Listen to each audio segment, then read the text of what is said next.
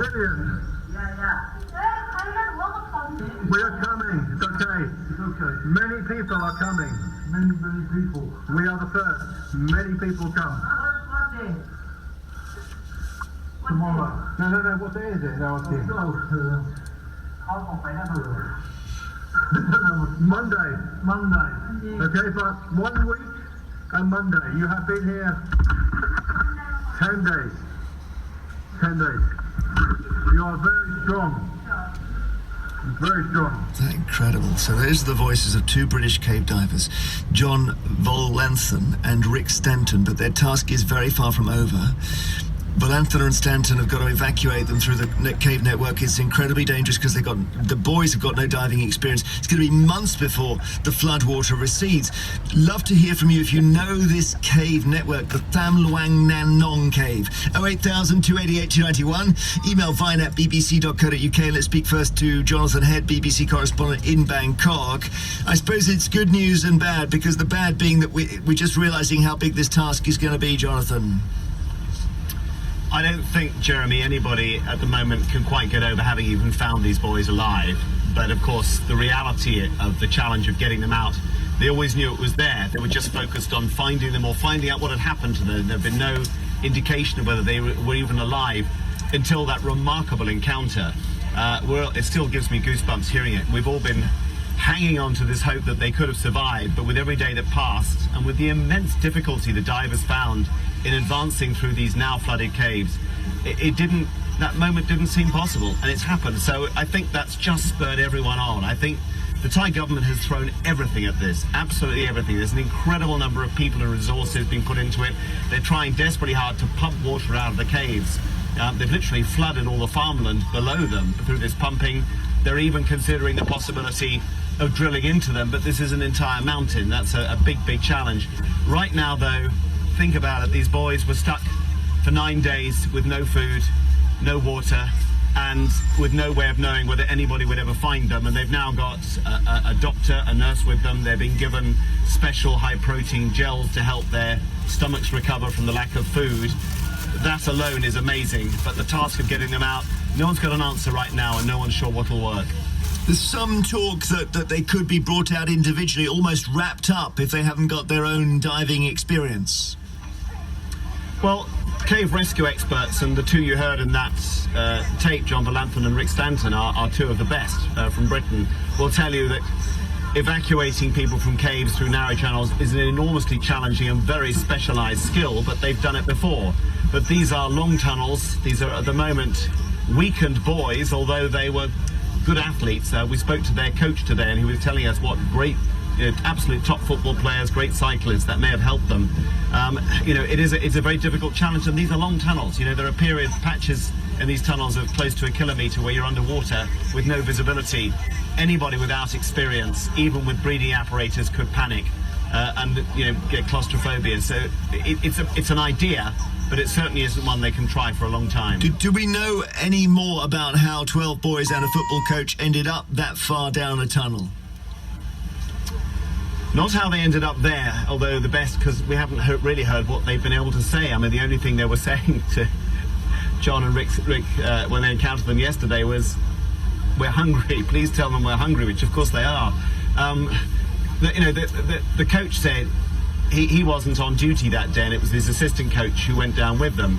He said, "We know the caves, I would never have taken them down there." But he said the assistant coach is a really nice guy. They probably persuaded him. They're teens, they were celebrating a friend's birthday. They go in and out of the caves, they know them well, and in the dry season they're very safe. But older people here do know that in the rainy season, which has just started and it came a bit early this year, waters can rise very unpredictably, and it's likely they'd gone a little way in, didn't realise waters were rising, found themselves cut off, and probably moved deeper in to get to rising ground as the water advanced. Gosh, well, thank you very much indeed. Must be an incredible story in Thailand as they look at the rescue. Thank you, Jonathan, so much for your time. BBC correspondent in Bangkok. Let's speak to Chris Jewell from the British Cave Rescue Council, who's a diver himself. And you know some of the people helping with the rescue, Chris? Yes, so our two team members, Rick and John, are out there. I've known them both for a number of years, and as your correspondent suggested, very experienced cave divers and experienced in operating in these kind of conditions.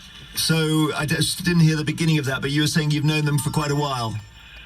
Yes, I've known Rick and John for a number of years, and yes, very experienced cave divers who've operated in these kind of diving conditions, although I think no one has ever attempted sort of a rescue scenario quite like this. Right. This is fairly unprecedented. And when you see the tunnel and you see the length of it and you see how much is underwater, I'm just trying to work out how you even start. Do you have to put a guide rope through it and take them out individually? Is that your first thought?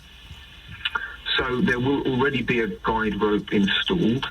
So the activity that Rick and John have undertaken has been to install some of that guideline in conjunction with the Thai Navy SEALs. So to be clear, at this point, the Thai Navy SEALs have now taken over the operational activity on the rescue. They've always been in charge of the rescue operation, with Rick and John assisting them. Rick and John were sort of in the lead, laying the guideline and navigating through the very difficult underwater passageways. Rick and John are very good cave divers, and their expertise is in navigating in those sort of circumstances.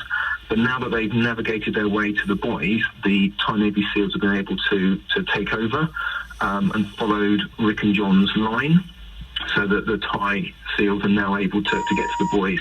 And as your correspondent suggested, that means the buoys can be supplied with food and other items, as well as I think a doctor and was mentioned a minute ago, and personnel. So now that Rick and John have done their bit, the Thais will take over, and the plan for evacuation is entirely in their hands.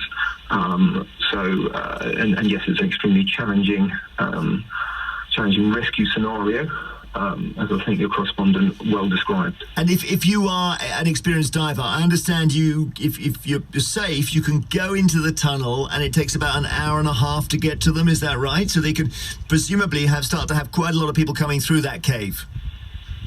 So the suggestion is that, yes, it would take about an hour and a half from the surface to reach the buoys, an hour and a half with a mix of diving and a mix of kind of being in air chambers, although those air chambers will be partially flooded. So assume it's an hour and a half of swimming on the surface and swimming underwater following this carefully laid dive line. If somebody doesn't follow the dive line, are there then offshoots, the cave tunnels that are forking off from the main tunnel, and is that very, very dangerous?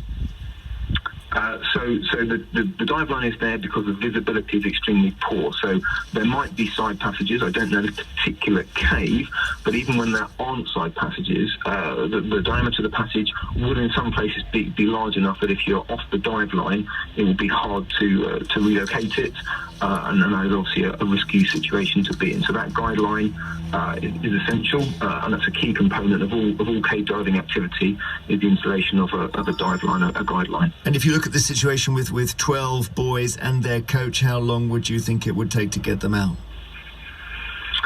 So that's very difficult to estimate.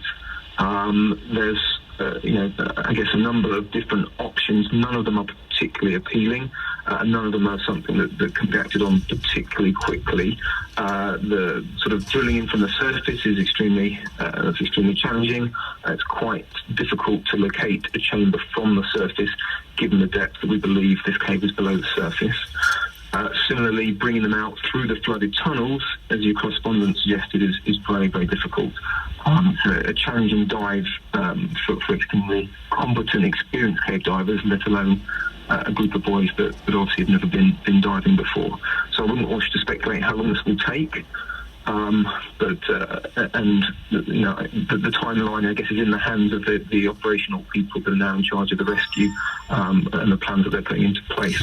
What I do know is that they have no shortage of equipment and resources, and that the Thai military have responded extremely effectively, with a large number of personnel and lots of equipment. So they're really going at a siege mentality to get into this cave, and we just hope with the number of people involved, they are able to somehow get the boys out. Thank you very much. Chris Jewell from the British Cave Rescue Council, diver himself, knows some of the people helping with the rescue in Thailand. BBC Radio 2. What a story it is.